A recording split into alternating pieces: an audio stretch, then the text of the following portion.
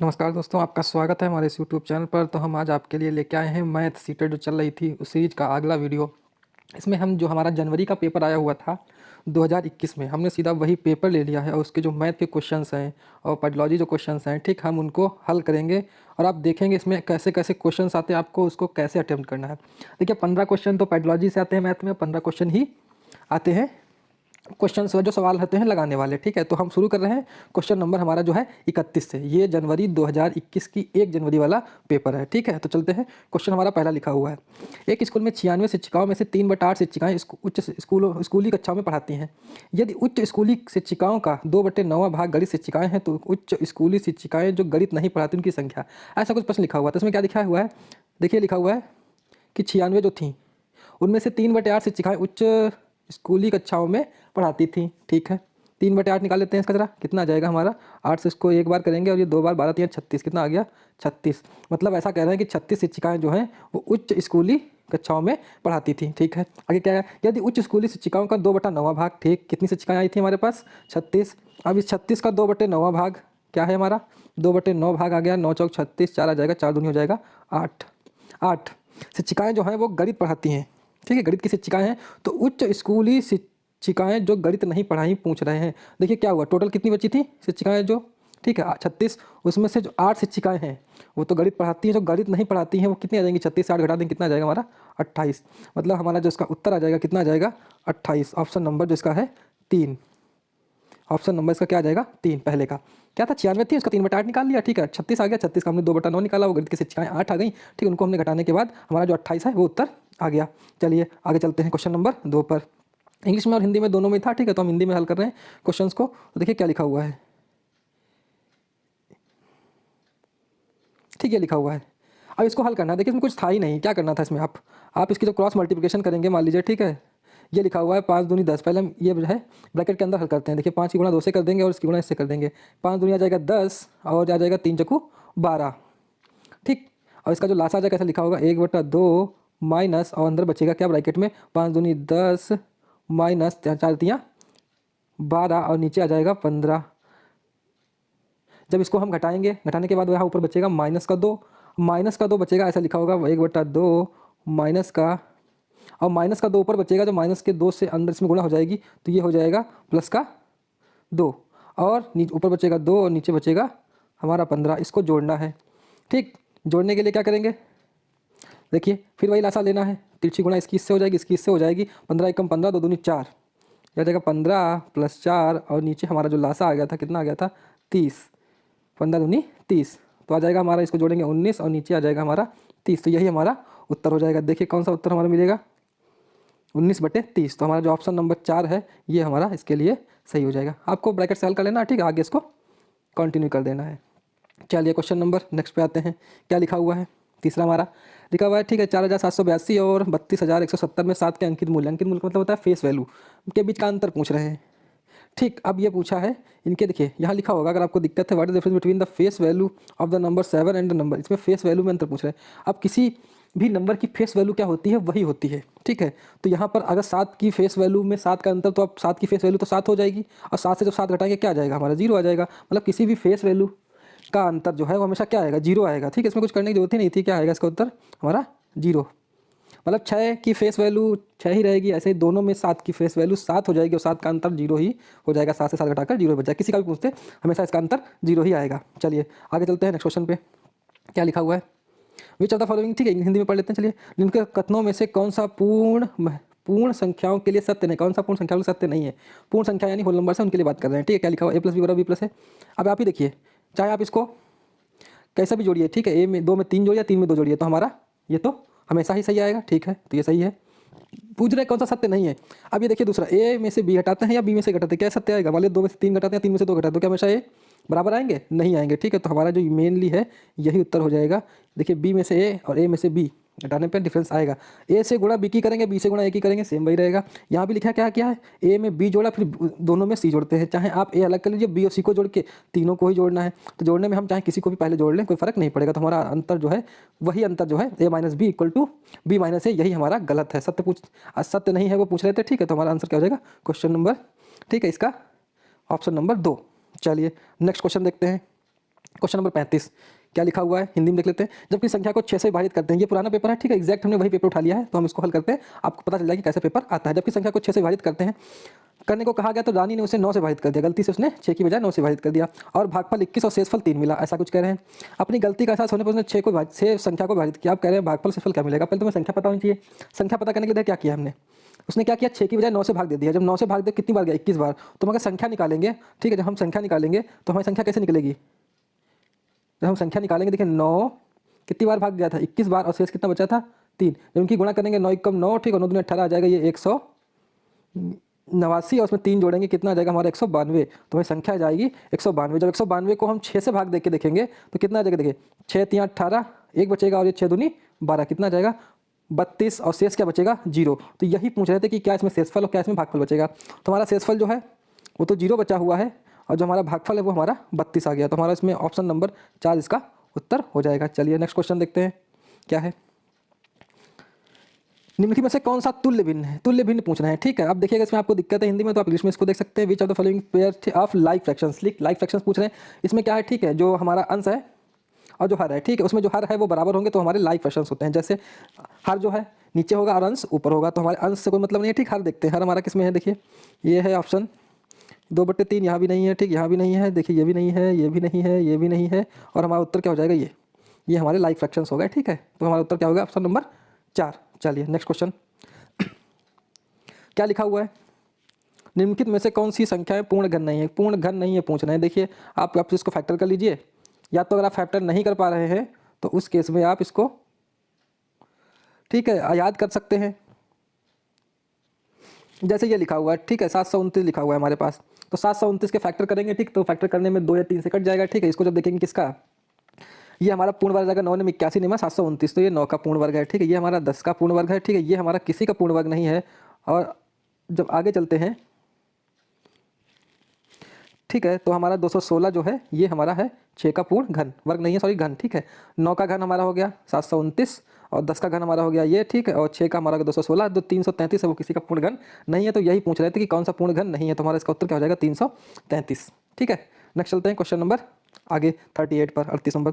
शिखा एक ईंट भट्टा पर ईंट खरीदने गई, ईंटों का मूल्य 2500 रुपये प्रति हज़ार था, मतलब ऐसा कह रहे हैं, ठीक है। जब खरीदने गई तो वो क्या था, 2500 रुपये के कितने ईंट मिलते थे, 1000, ठीक है। आगे क्या कह रहे हैं, उसके पास 4000 रुपये थे, कितने थे 4000, तो कह रहे हैं ईंटें कितनी मिलेंगी उसको। अब ऐसा पूछना है, ठीक, अब कितनी मिलेंगी ये आपको निकालना है। सीधा सा देख लीजिए, 2500 रुपये की 1000 मिलती है, मतलब अगर हम 0 0 यहाँ 0 कैंसिल आउट करें तो एक ईंट की कीमत कितनी आएगी, 2.5 रुपये, कितनी आ जाएगी 2.5 रुपये। उसके पास कितने हैं 4000, तो सीधा सा आप देखिए, अगर हम उसको लिखते हैं 4000 और 2.5 रुपये की एक ईंट पड़ रही है, ठीक, दशमलव यहाँ से हटाएंगे, यहाँ 0 बढ़ाएंगे, 25 इसको काट देंगे, 25 एकम 25 जाएगा, ठीक, बचेगा 15, और ये 6 बार जाएगा और 0 0 2 बच जाएंगे, कितना आ गया 1600। मतलब उसको कितनी ईंटें मिलेंगी, 4000 रुपये में 1600 ईंटें मिल जाएंगी, ठीक है। एक ईंट की कीमत निकाल ली 2.5 रुपये है, उस हिसाब से, ठीक है, कितनी मिल जाएगी 1600 ईंटें मिल जाएंगी उसको 4000 रुपयों में, ठीक। नेक्स्ट क्वेश्चन क्या लिखा हुआ है, ये मिनी ने अपनी शिक्षिका से कहा, मैंने एक आयत बनाया जिसकी सभी भुजाएं 4 सेंटीमीटर है, निम्नलिखित में से कौन सा कथन सही है, ऐसा कुछ क्वेश्चन पूछ रहे हैं, ठीक है। इसमें लगाना नहीं है, केवल सही पढ़ के आंसर देने। तो कह रहे हैं उसने, ठीक, एक आयत बनाया लेकिन जिसकी सभी भुजाएं 4 सेंटीमीटर है, और जो सभी भुजाएं 4 सेंटीमीटर, इसका मतलब वो वर्ग बन गया। तो देखिए होता क्या है, जो भी ऐसा है, ठीक, आयत में क्या होता है, ये आमने सामने की भुजाएं बराबर होती हैं, ठीक है, वर्ग में सभी भुजाएं बराबर होती हैं। इसका मतलब ये है कोई भी वर्ग जो है वो हमेशा आयत जरूर होता है, ठीक है। हर आयत वर्ग नहीं होता है, लेकिन कोई भी वर्ग है वो हमेशा आयत की प्रॉपर्टीज़ को पूरा करता है। जैसे इसमें चारों भुजाएं बराबर होती हैं, ठीक है, तो इसी तरीके से उसमें आमने सामने की भुजाएं बराबर होती हैं। तो हम कह सकते हैं कि जो वर्ग है वो हमेशा एक आयत ही होता है। तो यहाँ पर देखिए ऑप्शन देख लेते हैं, एक आयत की सभी भुजाएं बराबर नहीं हो सकती, ठीक है। आगे देखते हैं, सभी वर्ग आयत होते हैं, तो यही हमारा, ठीक है, कथन सही है सीधा। सभी वर्ग आयत होते हैं, सभी आयत वर्ग नहीं होते हैं, ये भी हमारा गलत है, ठीक है। वर्ग होते हैं, ये भी हमारा गलत है, ठीक, कोई संबंध नहीं होता, ये भी गलत है, और ये, ठीक है, ये भी गलत है। तो वहाँ इसका उत्तर क्या हो जाएगा, ऑप्शन नंबर 2, ठीक है। नेक्स्ट क्वेश्चन चलते हैं आगे, क्या है, बहुत ही आसान सी क्वेश्चन है। क्वेश्चन ने लिखा त्रिभुज के कोणों का अनुपात 4 5 6 है और कोणों का मान पूछ रहे हैं, तो क्या लिखा हुआ है, ठीक है। अब देखिए कितना होता है जोड़कर 180, 4 5 थे, 6 था, 4 + 5 + 6 ऐसा था, ठीक। 4 5 हो गया, 9 6 15, यानी जब 15 से इसको हम भाग दे देंगे तो हमारा कितना आ जाएगा, 15 एकम 15, 15 दूनी 30, कितना आ जाएगा 12। तो अब कोण पूछ रहे हैं, देखिए हमारा 12 आया। अब 12 से, ठीक है, किसकी गुणा करेंगे, 4, 5 और 6 इसी से गुणा कर देंगे, ठीक, हमारा उत्तर मिल जाएगा। देखिए क्या उत्तर मिल जाएगा, जब हम 12 से गुणा करेंगे किसकी, इनके जो अनुपात दिए हुए थे, ठीक है, क्या आ जाएगा, देखिए 12 छक्को 48, 12 पंचे, इससे गुणा करेंगे आ जाएगा 60, और जब इससे गुणा करेंगे 12 छंग 72, तो हमारे तीन कोण क्या आएगा, 48, 60 और 72, ठीक है। तो ये हमारा उत्तर हो जाएगा 48, 60, 72 हमारा, ठीक है, मिल जाएगा ऑप्शन नंबर इसमें 3 इसका उत्तर हो जाएगा। जब भी कभी अनुपात देना है, ठीक है, आप उसको जोड़ लीजिए, ठीक है, और जो भी एंगल दिया हो ट्राइंगल है तो 180 को उससे भाग दे दीजिए, या अगर ठीक है वर्ग है आयत है तो 360 होगा योग, उससे भाग उसमें दे दीजिए, ठीक है। आगे चलते हैं नेक्स्ट क्वेश्चन पे, क्या लिखा हुआ है। रागिनी दोपहर 2 बजे स्टेशन पहुंचती है, उसे अलीगढ़ के लिए रेलगाड़ी लेनी है। 4 रेलगाड़ियां ए, बी, सी और डी, छूटने का समय 17, 5, 4, 32, 18, 30, 19, 15 है। उसे कौन सी रेलगाड़ी ले ताकि उसे कम से कम समय इंतजार करना पड़े। देखिए बहुत ही आसान क्वेश्चन है, कुछ नहीं देखना है। वो कह रहा है दोपहर के 2 बजे पहुंची, कितने बजे, दोपहर के 2 बजे पहुंची। अब दोपहर के 2 बजे का मतलब क्या हुआ, 12 के बाद 2 बजे का मतलब क्या हुआ, 14 बजे पहुंची। कितने बजे, 14 बजे। अब 14 बजे के पास जो भी टाइम होगा वो उसके पास वाली ट्रेन को ले लेगी। देखिए यहाँ लिखा हो 17, 4 बजे, ये सुबह की है, ठीक है, ये है ठीक 18 मतलब शाम को 6 बजे है, और ये 19 लिखा हुआ है मतलब 7 बजे। तो सबसे पास में उसके कौन सी ट्रेन मिलेगी, ये 17:05 मतलब कह सकते हैं इसको 5:05। सबसे कम इंतजार उसको इसमें करना पड़ेगा। तो हमारी जो रेलगाड़ी हो जाएगी वो कौन सी हो जाएगी, रेलगाड़ी नंबर ए। इसके लिए उसको सबसे कम वेट करना पड़ेगा क्योंकि ये सीधे 5 बजे ही उसको मिल जाएगी, बाकी 6 बजे, 7 बजे और एक तो सुबह ही आएगी, ठीक है। चलिए नेक्स्ट क्वेश्चन चलते हैं आगे, क्या लिखा हुआ है यहाँ देखते हैं हिंदी में। रीता अपने क्षेत्र के वार्ड की सदस्य व 11 फीट 16 फीट आकार का एक सामुदायिक कमरा बनाना चाहती है। फर्श पर टाइलें लगाने के लिए उसे 4 विकल्प हैं। एक 1.5 × 1.5, 2 है, 2.5 × 2.5 है, 3 × 3, ये उसके पास टाइलें हैं, ठीक है। वो कह रहे हैं टाइल लगानी है ताकि टाइल को बिना काटे बिछा सके, ऐसा कुछ पूछ रहे हैं। अब देखिए कमरा है उसके पास, ऐसा कुछ कमरा है, ठीक है, ये हमारी जो मान 11 है और ये हमारा 16 है। अब इसमें टाइलें लगानी है, ठीक है, तो वो 1.5 फीट यानी स्क्वायर है, 1.5 है मतलब 1.5 है, ठीक है, 2 है और 2.5 और 3 है, तो इसमें लगानी है। देखिए यहाँ पर अगर हम टाइल जब फिट करेंगे तो ऐसा कुछ वर्ग के फॉर्मेट में आएगी, कितनी आ जाएंगी, ठीक है। देखिए 16 में तो हम कह सकते हैं 2 के हिसाब से लगाएंगे तो हमारी पूरी मिल जाएंगी, लेकिन हम 11 में कैसे लगाएंगे, तो यहाँ पर जो 11 का ऑप्शन है, अगर हम 1.5 भी लगाते हैं तो वो भी हमारे लिए सटीक नहीं होगा। इसका हमारे हिसाब से, ठीक है, इसमें कोई भी उत्तर फिट नहीं बैठ रहा, ठीक है, तो क्वेश्चन ही गलत लग रहा है। तो प्लीज़ इसको देख लीजिएगा, ठीक, इस क्वेश्चन में कोई फॉल्ट है क्या इसका, ठीक है। आंसर सीबीएसई ने या सीटेट ने क्या दिया हुआ था, ठीक है, इसमें कोई भी आंसर फिट नहीं हो रहा क्योंकि 11 फीट में आपको हमेशा कोई ना कोई टाइल काटनी पड़ेगी जो इसमें नहीं दिया हुआ है। अदरवाइज़ अगर आप चाहें तो ठीक है ऐसा लगा सकते हैं, अगर हमारा दोनों की गुणा करें 11 × 16 और नीचे अगर कोई टाइल लगते हैं मान लीजिए 2/2, तो इससे जब कैंसिल आउट करेंगे तो 4 बार जाएगा और 44 टाइल हमारे लग जाएंगे पूरे, लेकिन फिर भी इसको काटना पड़ेगा क्योंकि 11 फीट वाली साइड में वो कोई भी टाइल पूरी तरीके से नहीं लगा पाएगा, ठीक है। मेरे हिसाब से तो ये गलत क्वेश्चन है, ठीक है। चलिए आगे क्वेश्चन देख लेते हैं क्या है। ऐसा कर रहे हैं, ठीक है, ये बहुत बड़ा क्वेश्चन है। सुश्री रेणु ने अपने छात्रों को 8 समूह में विभाजित किया और उनको अपना भार दर्ज करने को कहा। फिर उन्होंने समूह को अपना औसत भार परिकलन करने को कहा। समूह आ जिसमें 8 विद्यार्थी ने अपना भार तौला और औसत भार 38.2 किलोग्राम निकला। उसके बाद उन्हें पता चला कि किसी एक विद्यार्थी का भार गलत प्रयोग किया गया है, जिसमें 25.9 किलोग्राम की बजाय उन्होंने 29.5 किलोग्राम भार प्रयोग कर लिया है। समूह का सही औसत क्या होगा, ऐसा कुछ पूछा। देखिए हुआ क्या, 8 थे, ठीक, ये इसका भार निकला और यहाँ पे 25.9 रखना था लेकिन उन्होंने रख लिया 29.5। देखिए इसको लगाने का बहुत अच्छा तरीका, या तो आप इनकी गुणा करें फिर इनका अंतर जोड़ें फिर उसको 8 से भाग दें, लेकिन मैं इसमें क्या बता रहा हूँ, देखिए दोनों का अंतर लीजिए। हुआ क्या था, 25.9 की जगह उन्होंने क्या ले लिया, 29.9, मतलब उन्होंने ज़्यादा वेट ले लिया। कितना वेट ज़्यादा ले लिया, ज़रा घटा लीजिए। लिखा 29.5 से 25.9 घटा लीजिए, कितना आ जाएगा, यहाँ 15 से आ जाएगा 6 और यहाँ बचेगा 8 से 36 यानी 3.6। इतना वेट उन्होंने ज़्यादा ले लिया था। अब यही वेट आप कम कर दीजिए। कम कितने में करना है देखना है, 8 लोगों में कम करना है। क्यों, क्योंकि 8 विद्यार्थी, तो इसको 8 लोगों में जब हम कम करेंगे तो इसको भाग देंगे 8 चौको 32 यानी 0.4 और बचेगा 4, 8 पंचे 40, 0.45 वेट जो है वो कम होना चाहिए, माइनस करना पड़ेगा। क्यों, क्योंकि उन्होंने ज़्यादा ले लिया था और कम हमें करना है। तो हम क्या करते हैं, इसको घटा देते हैं हमारे उत्तर। तो हमारा उत्तर कितना था, देखिए याद कर लीजिए, 38.20 से घटाना क्या है ये, तो घटाने पे यही आ जाएगा, ठीक है। यहाँ पर बचेगा 5, यहाँ आ जाएगा 12 से 4 जाएगा 8 और यहाँ पे ठीक है, यहाँ बचेगा 7 और यहाँ आ जाएगा 3 7 ऐसा कुछ बचेगा। ठीक है, तो कौन सा ऑप्शन मिल जाएगा? हमारा ऑप्शन नंबर 1। ठीक है, तो ध्यान रखना है, ये हमारा उत्तर हो जाएगा। करना क्या था, हमने देखिए ये कम उन्होंने लेना चाहिए था लेकिन उन्होंने ज़्यादा ले लिया था, तो हमने पूरा जो अंतर था उसको 8 लोगों में बांट कर पूरे औसत से ही घटा दिया, तो हमारा उत्तर मिल जाएगा। इसी को हम उल्टा भी कर सकते थे, अगर उन्होंने अपना वेट कम रखा होता और ज़्यादा रखना होना था तो हम उसी को जोड़ देते, मतलब उसी आंसर में यानी 38.2 में हम उस वेट को जोड़ देते, हमारा अंतर ठीक है बढ़ जाता। ठीक है, तो समझ में आ गया। तो आगे क्वेश्चन चलते हैं नेक्स्ट क्वेश्चन की तरफ। क्या लिखा हुआ है हमारा नेक्स्ट क्वेश्चन? यहाँ पे कुछ ऑब्जर्वेशन दिया हुआ है, ठीक, पैटर्न दिया हुआ है। क्या पैटर्न देखिए, हिंदी में देख लेते हैं। ठीक, क्या लिखा है? 9 - 1, ठीक है, डिवाइड बाई 8, 8 से भाग देते हैं, 1 आता है। ऐसे लिखा 9 8 7, ठीक है, तो उसमें कहते हैं अगला पैटर्न क्या होगा। देखिए जरा यहाँ से देखिए, 9 है, 8, फिर 7, फिर 6 है, इसके बाद क्या आना चाहिए? देखिए 9 आएगा, 8 आएगा, 7 आएगा, 6 आएगा, 5 आएगा। भाग देने में 1 2 3 4 आ रहा है, ठीक है, इसके बाद 5 आएगा। ठीक, और जो भाग देने के बाद वो तो बाहर 8 रहेगा ही, और जो हमारा उत्तर आएगा वो भी देखिए 4 तक आया था, 5 तक आएगा। क्या आएगा? 1 2 3 4 5, ये हमारा उत्तर है, यही हमारा उत्तर मिलना चाहिए। कहाँ पे मिलेगा? ऑप्शन नंबर 1 में लास्ट में 5 की बजाय यहाँ पर 6 दिया हुआ है, तो ये नहीं हो सकता, ये भी नहीं हो सकता। चलिए आगे देख लेते हैं। क्वेश्चन ऑप्शन नंबर 3 में, ठीक, यहाँ पे 4 दिया हुआ है, देखिए ये भी नहीं हो सकता। यहाँ पर ये वाला ऑप्शन फिर हमारा सही हो जाएगा। देखिए 9 8 7 5 भाग, ठीक है, इसमें 5 घटाते हैं और भाग देते हैं 8 से, ठीक, 1 2 3 4 5, तो हमारा उत्तर जो है 4 नंबर सही हो जाएगा। ठीक है, चलिए नेक्स्ट क्वेश्चन चलते हैं आगे। क्या लिखा हुआ है? प्रियांशु के पास 10 और 20 के नोट हैं, ठीक है, 2 तरीके के नोट हैं, उसके पास 10 का है और 20 का है।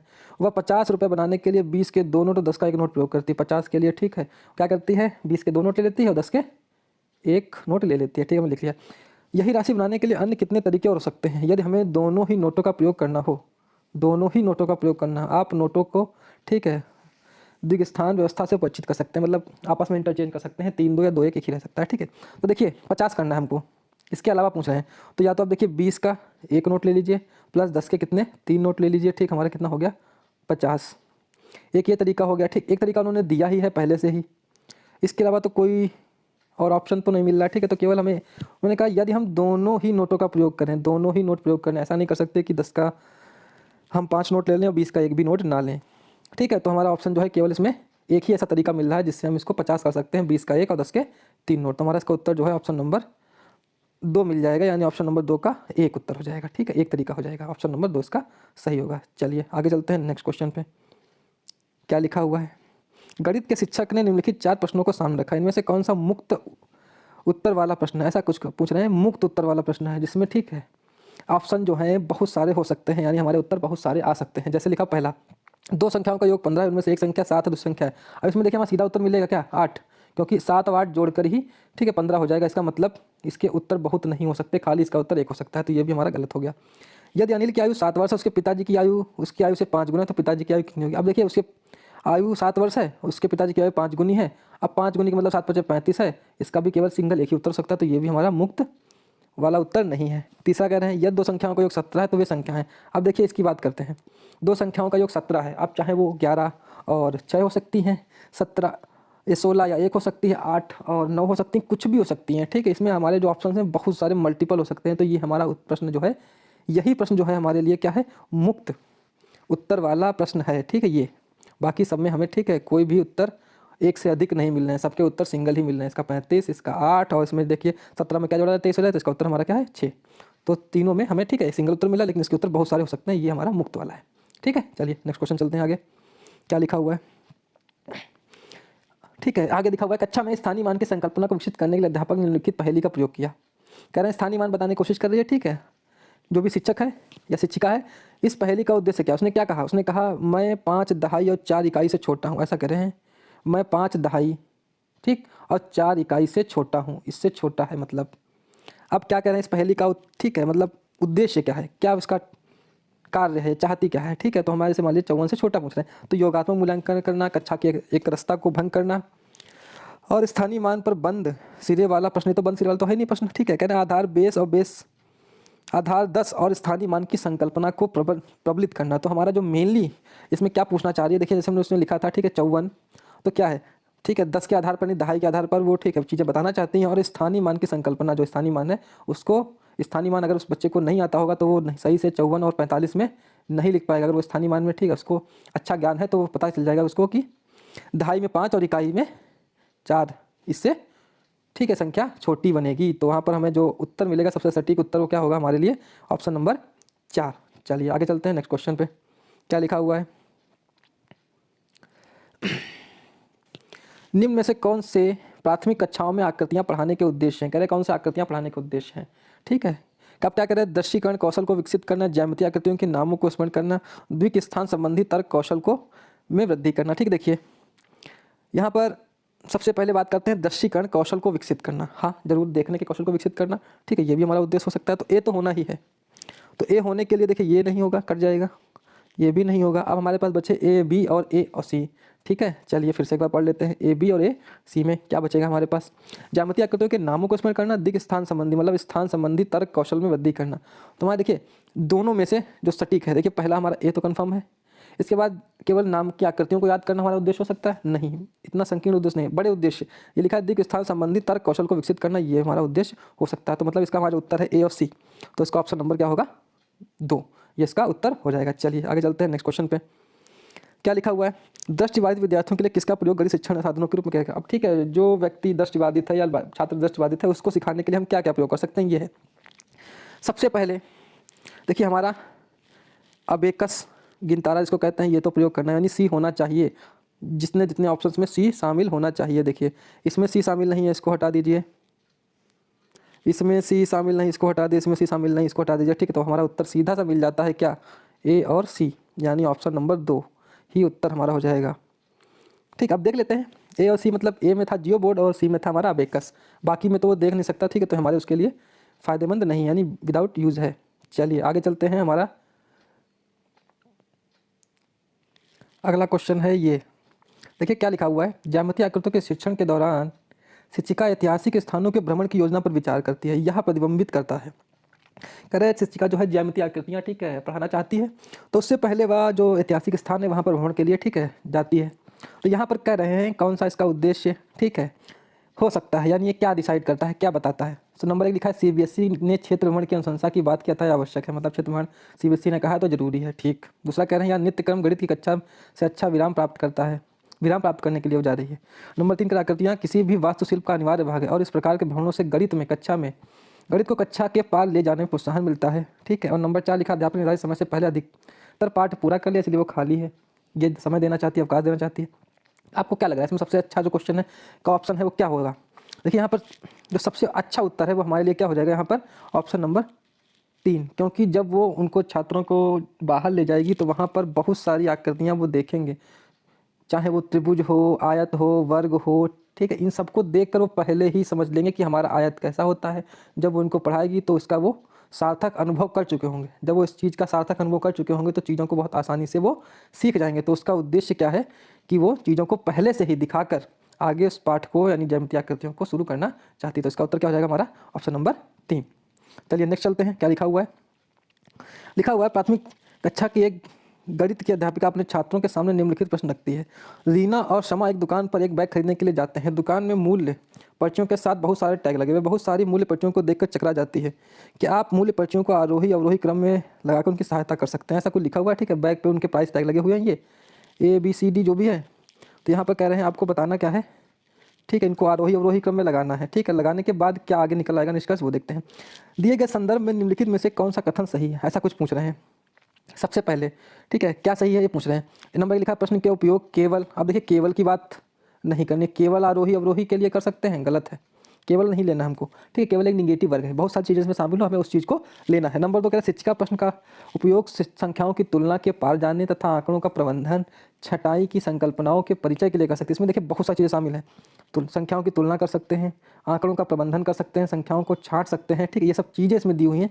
तो सबसे पहले तो यही सही लग रहा है, फिर आगे ऑप्शन भी देख लेते हैं। यह गणित का प्रश्न नहीं है, ये तो सीधी सी बात है, गलत है। नंबर 4 कह रहे हैं शिक्षिका को कक्षा के संदर्भात्मक प्रश्नों को लाने से बचना चाहिए, ये भी कोई बात नहीं हुई, ठीक है। तो हमारा जो उसका प्रश्न है ये, इसका उद्देश्य क्या है, वो आंकड़ों की तुलना कर सकती है, ठीक है, आंकड़े छांट सकती है, प्रबंधन कर सकती है, छोटा बड़ा जो भी करना चाहे, इसके लिए उसने इस चीज़ को पूछा, ठीक है। तुम्हारा उत्तर हो जाएगा ऑप्शन नंबर 2। चलिए आगे चलते हैं अगले क्वेश्चन पे। क्या लिखा हुआ है, राष्ट्रीय पाठशाला रूपरेखा 2005 के अनुसार निम्न में से कौन सा गणित की कक्षा के दृष्टिकोण को निरूपित करता है। निम्न में ऐसे कह रहे हैं कौन सा एनसीएफ 2005 के दृष्टिकोण को निरूपित करता है। पहला लिखा छात्र सूत्रों को स्मरण कर रहे हैं, तो ये तो कोई मतलब नहीं एनसीएफ का यहाँ पर। इससे कक्षा में केवल शिक्षक केवल एक वाचन अभिकरण वर्णनकर्ता के रूप में है, ये भी कोई बात नहीं हुई है। नंबर 3 कह रहे हैं छात्र पाठ्य पुस्तक में हल के उदाहरणों को नकल कर रहे हैं, ये भी एनसीएफ नहीं कह रहा। आगे कह रहे हैं 4 में छात्र कक्षा में अर्थपूर्ण प्रश्नों को प्रस्तुत एवं हल कर ले रहे हैं। ठीक है, ये गणित की कक्षा के दृष्टिकोण को निरूपित करता है कि छात्र जो है अर्थपूर्ण प्रश्नों को प्रस्तुत एवं हल भी कर लेने की, ठीक है, दिशा में अग्रसर हैं। तो हमारा हाँ, एक कक्षा 3 की अध्यापिका ने अपनी कक्षा में गुणन का परिचय योग की पुनरावृत्ति और आयताकार सारणी से कराया। मतलब कह रहे हैं गुणा को उसने योग के पुनरावृत्ति और आयताकार सारणी के रूप में करा दिया। आगे क्या कह रहे हैं, गुणन का परिचय अनौपचारिक रणनीतियों से कराने हेतु विद्यार्थियों के पूर्व ज्ञान और अनुभवों को प्रयोग में ला रही है। हाँ, बिल्कुल सही है। नंबर 2 देख लेते हैं, गुणन की बहुल औपचारिकरण विधियों को पढ़ा रही है, बहुत सा समय नष्ट कर रही है, छात्रों को व्यस्त करने के लिए खाली समय प्राप्त कर रही है। ऐसा नहीं है, ठीक है। इसमें क्या है, वो क्या करें, जब गुणा पढ़ा रही है तो इससे पहले वो उसके पूर्व ज्ञान, उनके जो छात्र जो हैं उनके पूर्व ज्ञान, यानी उन्होंने जोड़ पढ़ रखा है। ठीक है, तो जोड़ कैसे पढ़ रखा उन्होंने पढ़ रखा है कि 7 7 और 7 जोड़ना है, कितना आ जाएगा 21। तो इसी चीज़ को वो 7 गुणा 3 में लिख कर 21 बताना चाहती है। नहीं, ठीक है, वो सीधा गुणा पे नहीं आकर पहले जोड़ जो है, जोड़ को ही वो गुणा के फॉर्मेट में कैसे लिख सकते हैं वो बता रही है। ठीक है, तो इसका जो उत्तर है हमारा क्या हो जाएगा, ऑप्शन नंबर इसका 1।